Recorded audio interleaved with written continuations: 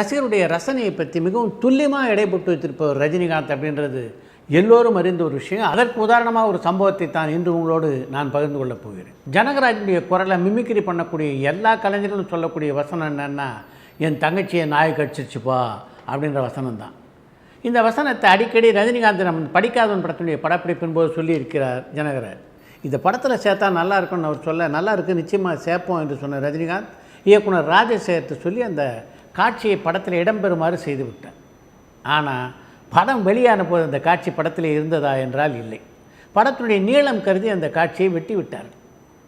படத்தை பார்த்த ரஜினி, என்னங்க அதை வெட்டிட்டீங்க, நிச்சயமாக அந்த காட்சி மிகப்பெரிய வரவேற்பை பெறும், அதனால் அந்த படத்தில் எப்படியாவது சேர்த்துருங்க என்று அந்த படத்தினுடைய இயக்குனரான ராஜசேகர்கிட்ட சொல்லியிருக்கார். ரஜினி சொன்னதுக்கப்புறம் யார் அதுக்கு ஆட்சேபம் தெரிவிக்க முடியும்? உடனே அந்த காட்சியை ஊராக எடுத்துக்கொண்டு போய் எல்லா தேட்டர்லேயும் அந்த காட்சியை இணைத்தார்கள். அப்படி இணைக்கப்பட்ட அந்த காட்சிக்கு கிடைத்த வரவேற்பு பார்த்து அந்த படத்தினுடைய இயக்குனரான ராஜசேகர் அப்படியே அசந்து போயிட்டாராம். இன்று வரைக்கும் ஜனகராஜ் கொண்டாடப்படுகின்ற ஒரு நகைச்சுவை கலைஞராக இருக்கிறார்.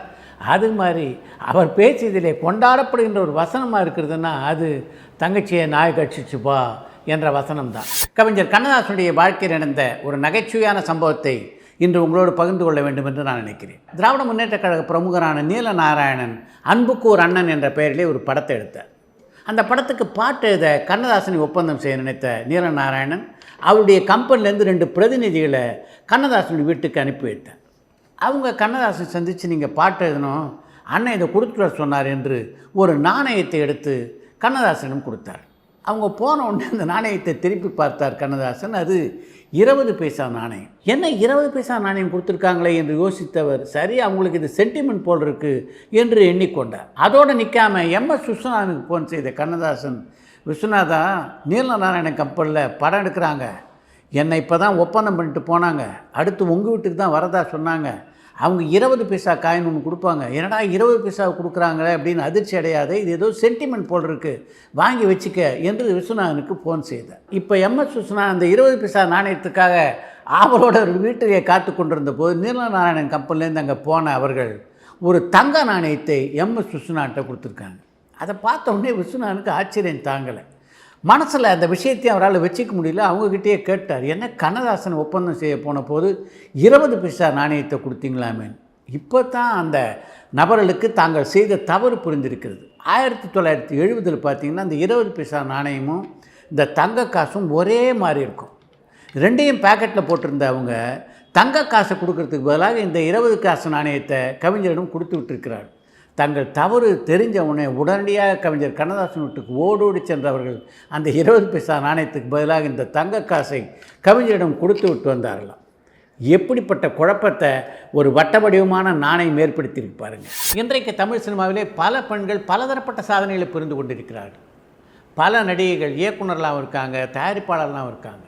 ஆனால் இவளுக்கெல்லாம் முன்னோடி யாருன்னா அது டிபி ராஜலட்சுமி என்ற நடிகை தான். முதலாக தமிழ் சினிமா பேசத் தொடங்கிய காளிதாஸ் திரைப்படத்தினுடைய கதாநாயகி இந்த டிபி ராஜலட்சுமி தான். அதற்கு பின்னாலே பல திரைப்படங்களிலே கதாநாயகி எடுத்த டிபி ராஜலட்சுமி செய்த சாதனைகள் இருக்க அது அளவிட முடியாது. தமிழ் சினிமாவுடைய முதல் பெண் தயாரிப்பாளர் டிபி ராஜலட்சுமி தான். இப்போது உள்ளது போல தொழில்நுட்பம் வளராத காலகட்டத்திலேயே கோவலன், மதுரை வீரன், குலேபகாவலி போன்ற பிரம்மாண்டமான சித்திரங்களை இயக்கியவர் டிபி ராஜலட்சுமி. சுருக்கமாக சொல்லணும்னா தமிழ் சினிமாவிலையின் ராணி என்று டிபி ராஜலட்சுமியை சொல்லலாம். சதிலீலாவதி திரைப்படத்திலே எம்ஜிஆர் அறிமுகப்படுத்திய எல்லிசா டங்கன் தமிழிலே பல வெற்றி படங்களை கொடுத்தவர். அதில் மிகவும் குறிப்பிடத்தகுந்த படம்னா அது எம்எஸ் சுப்புலட்சுமி நடித்த மீரா என்ற திரைப்படம். உங்களுக்கு எந்த நடிகை ரொம்ப பிடிக்கும் என்று ஒரு நிருபர் அவரை பார்த்து ஒரு முறை கேட்டபோது, கண்ணை சிமிட்டியபடியே எனக்கு எல்லா நடிகைகளையும் பிடிக்கும் என்ற எல்லிசா டங்கன், இங்கே எல்லா நடிகைகளும் பெரும்பாலும் பார்த்திங்கன்னா ஓவராக மேக்கப் போட்டுக்கிறாங்க, எனக்கு மேக்கப்பும் கொஞ்சம் தெரியும் என்பதால் அவங்களுடைய மேக்கப்பெல்லாம் நான் சரி பண்ணுவேன், அவங்க கையை பிடிச்சி இழுத்துட்டு போய் அவங்களுக்கு வசனத்தை சொல்லிக் கொடுப்பேன். இதை பார்த்துட்டு பல பேர் என்னை இந்த கதாநாயகர்களோடு இணைத்து கிசுகிசுக்கெல்லாம் கூட எழுதியிருக்காங்க என்று அந்த பத்திரிகை நிறுவனம் பதில் சொல்லியிருக்கிறார்.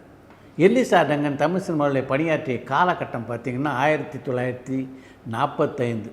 ஆக சினிமா தோன்றிய போதே கிசுகிசும் சேர்ந்து தோன்றியிருக்கிறது அப்படின்னு தான் இந்த செய்தியை பார்க்கும்போது நமக்கு நினைக்க தோன்றுகிறது. சேருடைய இயக்கத்தில் உருவான பல திரைப்படங்கள் மிகப்பெரிய வெற்றிகளை குவித்திருக்கின்றன. அதில் மிக முக்கியமான படம்னா காதலிக்க நேரமில்லை திரைப்படம். படத்தை பார்த்த எல்லோரையும் விழுந்து விழுந்து சிரிக்க வைத்த ஒரு திரைப்படம் அது. அந்த படத்தில் முத்துராமன், ரவிச்சந்திரன் என்று 2 கதாநாயகர்கள் நடித்திருந்தாலும் 3வது கதாநாயகன்னா அது டிஎஸ் பாலையா தான். அந்த அளவுக்கு அற்புதமாக அந்த படத்தை நடித்திருந்தார் அவர். அந்த படம் மிகப்பெரிய வெற்றி பெற்றதுக்கு டிஎஸ் பாலையா காரணம் அப்படின்றத யாராலும் மறுக்க முடியாது.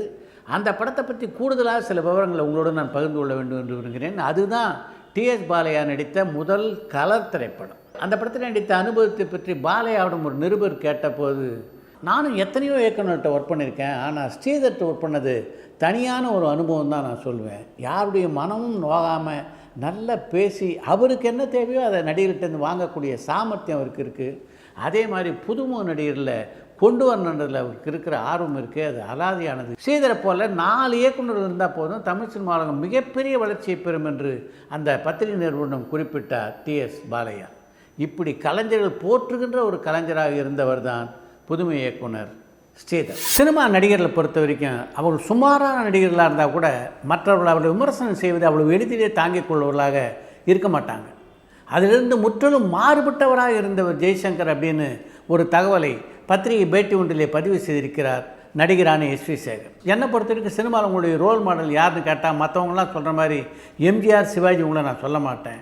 என்னுடைய ரோல் மாடல் 2 பேர் தான், ஒன்று சிவகுமார், இன்னொன்று ஜெய்சங்கர். சினிமாவில் கால்ஷீட்டை ஹானர் பண்ணுறதுல சிவகுமாருக்கு நிகரான நடிகர் கிடையாது. அதனால் கொடுத்த கால்ஷீட்டை ஹானர் பண்ணுறதுலையும் படப்பிடிப்புக்கு சரியான நேரத்துக்கு போகிறதுலையும் நான் சிவகுமாரை ஃபாலோ பண்ணணும்னு நினைக்கிறேன். அதே மாதிரி மற்றவர்களோடு பழகிறதுல ஜெய்சங்கரை ஃபாலோ பண்ணணும்னு நினைக்கிறேன். அவர் மாதிரி நண்பர்களுக்கு முக்கியத்துவம் கொடுக்குற நடிகரே கிடையாது. அவர் நல்ல நடிகராக வளர்ந்து விட்டதுக்கு பின்னால் கூட அவர் கூட நாடகத்தை நடித்து கொண்டு வந்த ஒரு சாதாரண நடிகர் அவரை பார்த்து, அந்த சீனில் நீ நல்லாவே நடிக்கலப்பா, இன்னும் கொஞ்சம் இப்படி நடிச்சிருக்கலாம் என்று சொன்னதை நான் பார்த்துருக்கேன். அப்போ அவர் மிகப்பெரிய நடிகர். அப்படி இருந்தால் அந்த விமர்சனத்தை சர்வசாதாரணமாக ஏற்றுக்கொள்ளக்கூடிய பக்குவம் அவருக்கு இருந்தது. அதுக்கு முக்கியமான காரணம் என்னென்னா அவர் நட்புக்கு கொடுத்த அந்த மரியாதை தான். அதனால தான் இன்னி வரைக்கும் ஜெய்சங்கர் எல்லோராலும் போற்றப்படுகிறார் என்று அந்த பத்திரிகை பேட்டியிலே குறிப்பிட்டிருக்கிறார் எஸ்வி சேகர். அதை யாராலும் மறுக்க முடியும். சாண்டோ எம்எம்ஏ சின்னப்ப தேவர் எப்படிப்பட்ட வெற்றிகரமான ஒரு தயாரிப்பாளர் என்பது நீங்கள் எல்லோரும் அறிந்த ஒரு விஷயம். அவர் தயாரித்த பல படங்கள் வெற்றி படங்களாகவே அமைந்தன. அப்படிப்பட்ட சின்னப்ப தேவருக்கு ஒரு காலகட்டத்தில் தானும் இயக்குனராக வேண்டும் என்ற எண்ணம் பிறந்தது. அதுக்கு முக்கியமான காரணம் பந்துலு தயாரிப்பாளராக இயக்குனராக இருக்கார், அது மாதிரி நாமே பண்ணக்கூடாது அப்படின்ற எண்ணம் அவருக்கு தோன்றியது தான். பந்துல் இருக்கார், அவர் நாடக மேடையிலிருந்து வந்தவர், நல்ல நடிகரும் கூட. அதனால் இயக்குதலும் அவருக்கு கைவந்த கலையாக இருந்தது. அதனால தான் அவர் இயக்கத்திலும் மிகப்பெரிய வெற்றி பெற்றார். அவரை பார்த்து தானும் ஒரு திரைப்படத்தை இயக்கலாம் அப்படின்ற முடிவுக்கு வந்த சின்னப்ப தேவர் தண்டாயுதபாணி ஃபிலிம்ஸ் என்ற பெயரில் ஒரு திரைப்பட நிறுவனத்தை துவங்கி அந்த படத்தினுடைய முதல் தயாரிப்பாக தெய்வ திருமகள் அப்படின்ற படத்தை இயக்கினார்.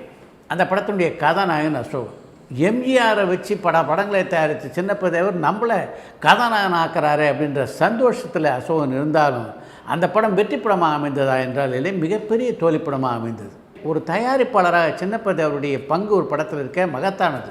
இந்த படத்துடைய கதைப்போக்கில் மாறுதல் சொல்வார், வசனங்களில் மாறுதல் சொல்வார். ஆனால் அப்படிப்பட்ட அவரால் கூட இயக்கத்திலே பெரிய வெற்றி அடைய முடியலைன்னா அதுக்கு முக்கியமான காரணம் அந்த துறை அவருக்கு பரிச்சயமான துறையாக இல்லாமல் இருந்தது தான்.